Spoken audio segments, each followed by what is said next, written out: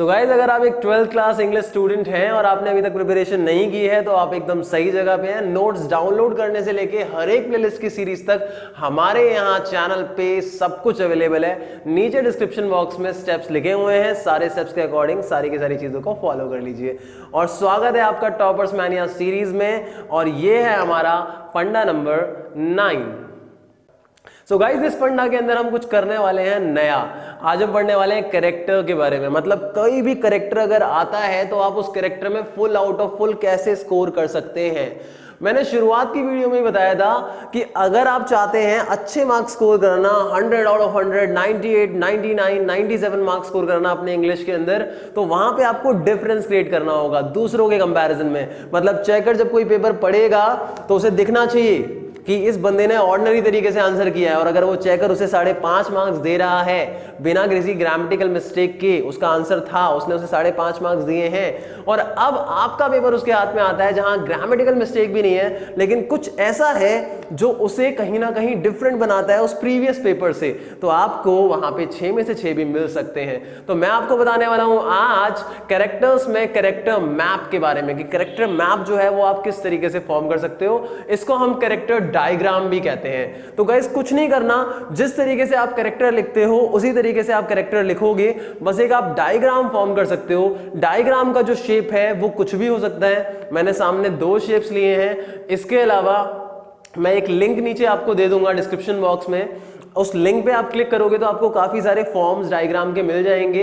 आपको किस तरीके से डायग्राम बनाना है वो आपके ऊपर है। अब डायग्राम वाले केस में हम डायग्राम भी बना सकते हैं, एक्सप्लेनेशन भी लिख सकते हैं, या ओवरऑल एक फुल टू डायग्राम भी हम बना सकते हैं जिसके अंदर ही हम एक्सप्लेनेशन को फिल कर सकते हैं। लेकिन ये थोड़ा सा न्यू कॉन्सेप्ट है। हो सकता है कई सारे एग्जामिनर्स होते हैं जो स्ट्रिक्टली, अरे भाई डायग्राम बना रहे हो, कोई ड्राइंग का पेपर थोड़ी ना है, ऐसे भी करते हैं कई सारे लोग। लेकिन उनको क्या पता, हमारे को डेप्थ में जाना है, अपनी क्रिएटिविटी को आगे बढ़ाना है, और हमारे लिए ये इंपॉर्टेंट है। और आपका डिफरेंस क्रिएट होगा, आपको अच्छे मार्क्स मिल सकते हैं। स्टिल आई बिलीव अगर आपको अच्छा लगे तो ही फॉलो करना, वरना आपकी मर्जी है। ठीक है। सो गाइज, यहां पे देखिए, जैसे अगर हम मिसेस हॉल के कैरेक्टर की बात करें तो सेंटर में हम कोई भी एक शेप बना सकते हैं, स्टार का या किसी का भी, आपके ऊपर है। मेरे को तो ज्यादा अच्छी ड्राइंग आती नहीं है, मैंने ऐसे ही बुलबुले से बना दी है। ठीक है। तो गाइज, मिसेस हॉल कौन है? एक वर्किंग क्लास लेडी का एग्जाम्पल है, owner of coach and horses है, एक अपॉर्चुनिस्ट है, लिटिल कावर्ड मतलब डरपोक भी है, और डिवोटेड हाउसकीपर भी है। तो ये 5 पॉइंट्स उनके कैरेक्टर के क्या है, ट्रेट हैं।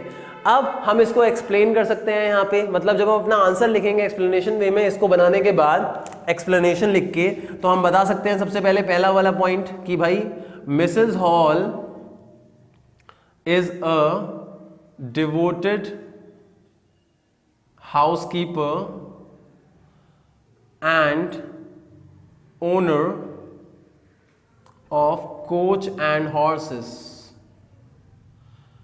ये हमारा ट्रेड था। अब इसको जस्टिफाई करने के लिए हम अपने टेक्स्ट से एग्जाम्पल ले सकते हैं। जैसे कि हमारा यहां है कि मिसेस हॉल एक डिवोटेड हाउसकीपर थी, तो आप कैसे कह सकते हो कि वो एक डिवोटेड हाउसकीपर थी?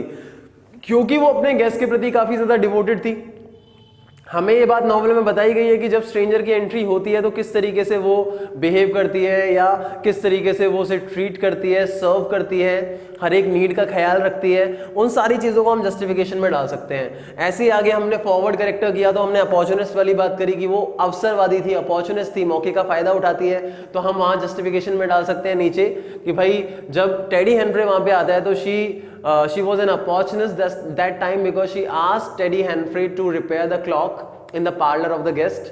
तो यहाँ पे जस्टिफिकेशन आ जाएगा। ऐसे ही हर एक पॉइंट का। और वर्किंग क्लास लेडी हम इसलिए बोल सकते हैं क्योंकि कहीं ना कहीं वो एक कोच, वो उस टाइम के अमेरिका के अंदर कोच एंड अमेरिका बोल रहा हूँ, उस टाइम के इंग्लैंड के अंदर जहाँ पे जो विमेन थी वो 4 वॉल्स ऑफ द हाउस में बाउंडेड रहती थी, वहाँ पे एक इन को चला रही है। मतलब वर्किंग लेडी का एग्जाम्पल है। यहाँ पे कहीं ना कहीं H.G. वेल्स ने जो विमेन है उनको थोड़ा सा ज्यादा फ्रीडम दी है इस नॉवल के अंदर।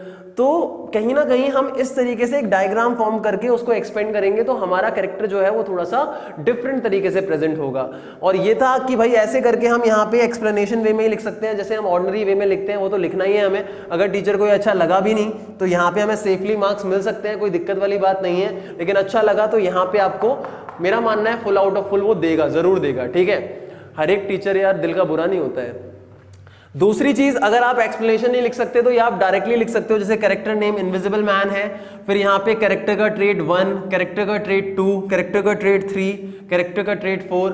जैसे मैंने यहाँ इसके ट्रेड लिखे ना, डिवोटेड हाउसकीपर और owner of coach and horses या अपॉर्चुनिस्ट, जो भी ट्रेड कैरेक्टर का लिखा है, ऐसे ही हम यहाँ पे भी लिख सकते हैं कि he was devoted to his like studies और वी में से एक्सपेरिमेंट्स, और यहाँ पे लिटिल शॉर्ट टेम्पर्ड लिख सकते हैं। फिर यहाँ पे उसका जो एविडेंस होगा टेक्स्ट का, वहां पे एविडेंस फ्रॉम टेक्स्ट जो है वो इस वाले बॉक्स में, मतलब ये जो कैरेक्टर का ट्रेट है, इस कैरेक्टर ट्रेट को सपोर्ट करने के लिए हम टेक्स्ट से एग्जांपल यहाँ पे लिख देंगे, ऐसे इसका यहाँ लिख देंगे, इसका यहाँ लिख देंगे, इसका यहाँ लिख देंगे, तो अलग से हमें एक्सप्लेनेशन लिखने की जरूरत नहीं होगी। तो गाइज आई होप आपको ये समझ में आया होगा, जो हमारा कैरेक्टर डायग्राम है वो किस तरीके से करते हैं। थोड़ी सी डिफरेंट टेक्निक है, लेकिन यार जब तक डिफरेंस क्रिएट नहीं करोगे पेपर के अंदर तो कैसे लेके आओगे फुल आउट ऑफ फुल। तो आई होप मजा आया होगा आप लोगों को। सो गाइज प्लीज लाइक करो इस वीडियो को, शेयर करो, कमेंट करो और सब्सक्राइब करना बिल्कुल भी मत भूलना। Thank you so much for watching this video.